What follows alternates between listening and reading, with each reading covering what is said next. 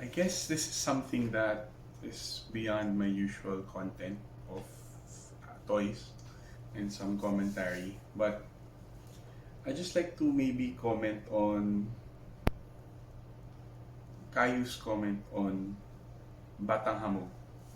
You know, he is the former Kalingap member who had this two two live two live stream rant against Ballpoint Man.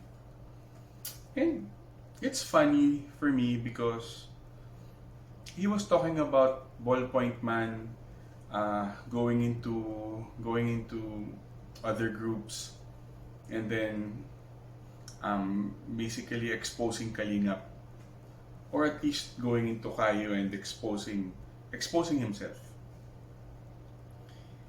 It's just that funny for Batang Hamog. Galit na galit eh, di ba? Parang gigil na gigil si Batang Hamog. And it's funny because gigil na gigil ka kay Ballpoint Man nakakagigil din naman siya. Pero ang point dito is, so gigil ka kay Hamog dahil nadawit yung pangalan ng Kalingap, pero hindi ka galit sa Kalingap sa mga pinagagagawa nila. You talked about the Uto-Uto or yung nakisali, which is the payatas guy, yung boses. And then here you are saying that, oh, yung nangyari sa'yo, alam ko yung nangyari sa'yo, naawa ako sa'yo. Dahil wala kang magawa, dahil malakas yung ano. So ano ka? Wala kang ginawa. Diba? And then here you are saying na, hindi na ba blessing yung nakapunta ka sa ibang bansa? So pag hindi siya nakapunta sa ibang bansa, ibig sabihin, wala kang gagawin. So kung hindi niya nakuha yung blessing na nakapunta siya sa Brunei, ano ka? Habang buhay ka lang naawa? Ganun ba yun? Hindi ganun yun. Meron siyang naranasan eh. Diba? Pati ikaw na nagsabi, siya na mismo nagsabi na yung nangyari sa kanya, yung nangyari kay Payatas Boy, yung nangyari sa kanya was bad, diba? And parang just leave it to karma na yung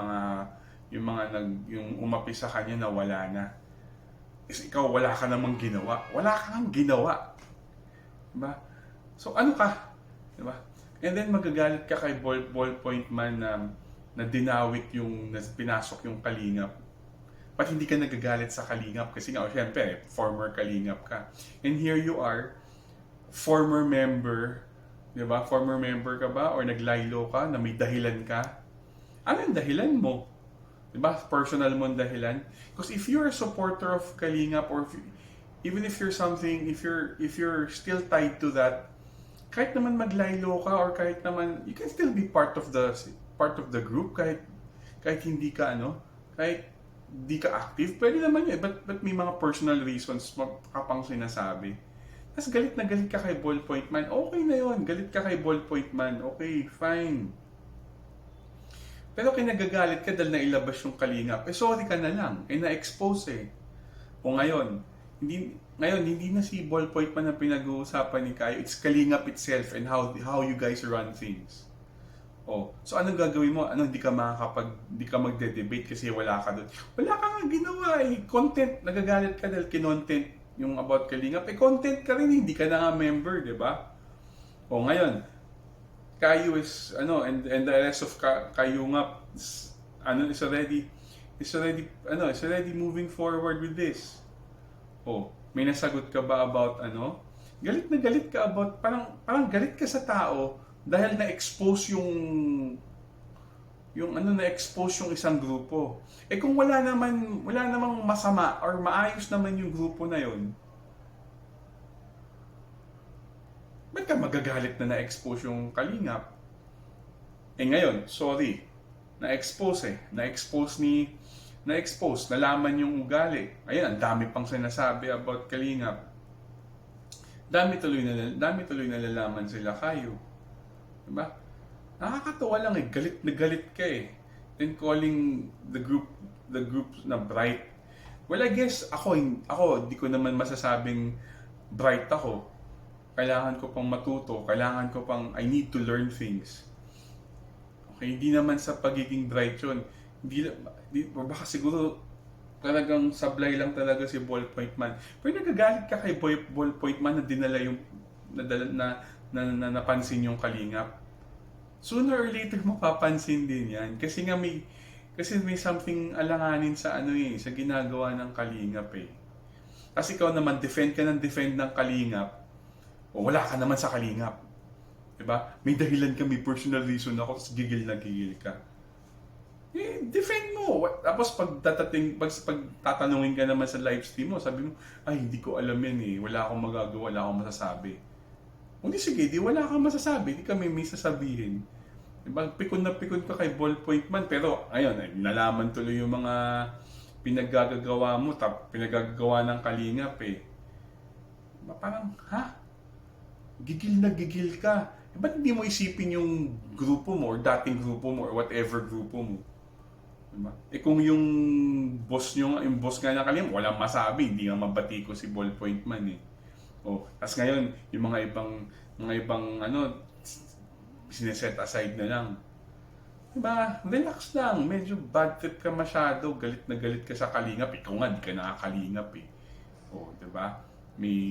Or whatever. Kung hindi ka kalingap, nag-lie-low ka, or whatever you're doing.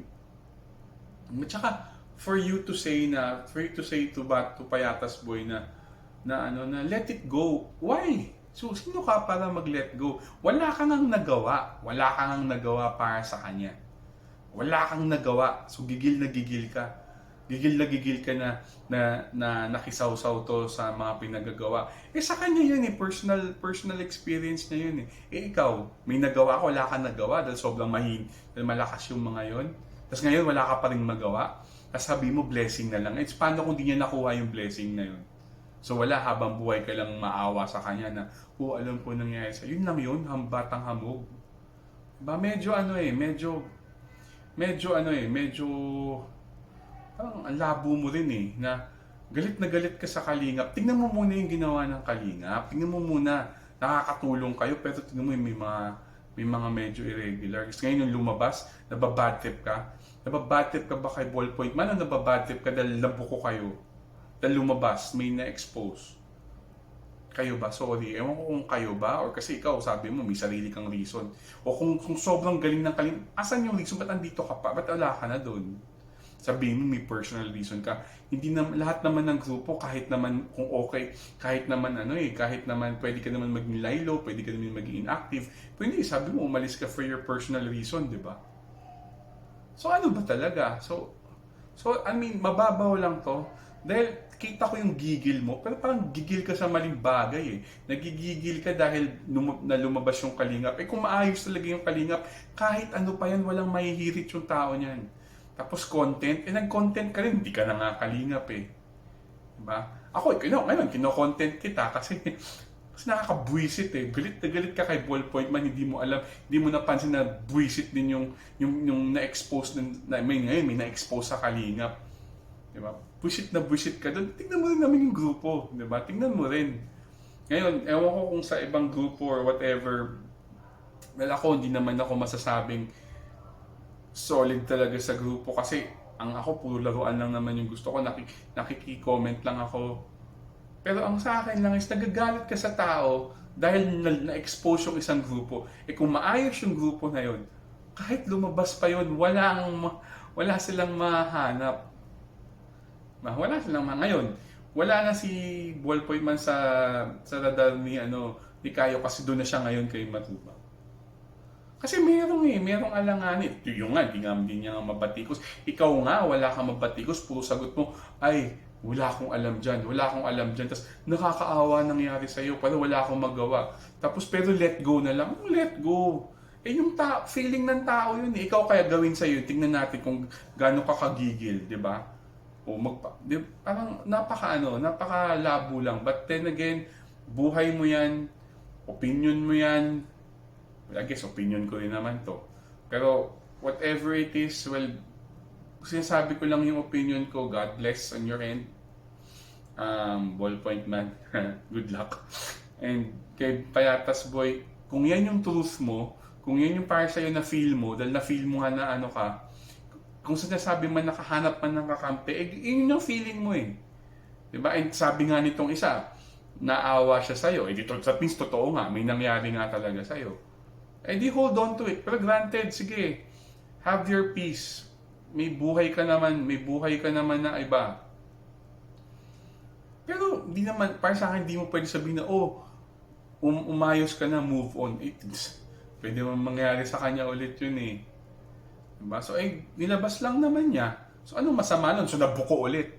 So, 2 times na nabuko yung Kalingap, Batang Hamog. Nabuko nung kay Ballpoints. Ngayon ito, nabuko na may mga irregular pala sa grupo nyo. Tapos gagalit ka na, move on ka na. Tapos ikaw naman, tuloy, pinipiestahan ng ibang grupo. May nahanap eh.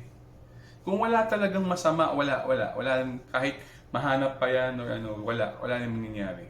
Pero sa akin, Batang Hamog, relax. Galit na galit ka eh. Wala ka naman din dun eh.